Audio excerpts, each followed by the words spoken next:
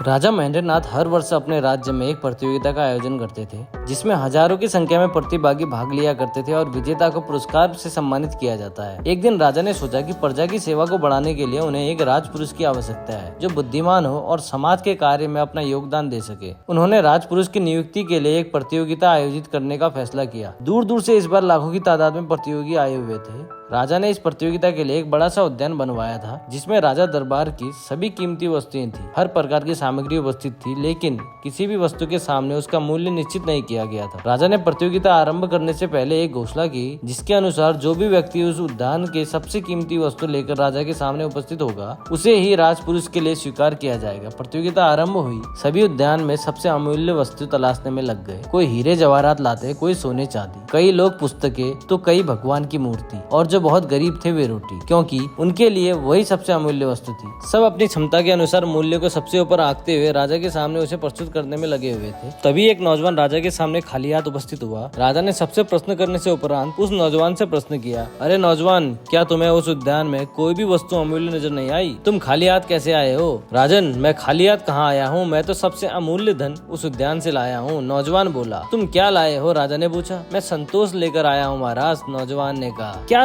संतोष इनके द्वारा लाए गए इन अमूल्य वस्तुओं से भी मूल्यवान है? राजा ने प्रश्न किया। जी हाँ राजन, इस उद्यान में अनेकों अमूल्य वस्तुएं हैं, पर वे सभी इंसान को क्षण भर के लिए सुख की अनुभूति प्रदान कर सकती है। इन वस्तुओं को प्राप्त कर लेने के बाद मनुष्य कुछ और ज्यादा पाने की इच्छा मन में उत्पन्न कर लेता है। अर्थात इन सबको हासिल करने के बाद इंसान को खुशी तो होगी, लेकिन वो क्षण भर के लिए ही होगी। लेकिन जिसके पास संतोष का धन है, संतोष के हीरे जवाहरात हैं, वही इंसान अपनी असली जिंदगी में सच्चे सुख की अनुभूति और अपने सभी भौतिक इच्छाओं पर नियंत्रण कर सकेगा। नौजवान ने शांत स्वर में उत्तर देते हुए कहा। नौजवान को लाखों लोगों में चुना गया और उसे राजपुरुष के लिए सम्मानित किया गया। दोस्तों, अगर ये कहानी आपको पसंद आए तो वीडियो को लाइक करें और चैनल को भी जरूर सब्सक्राइब करें।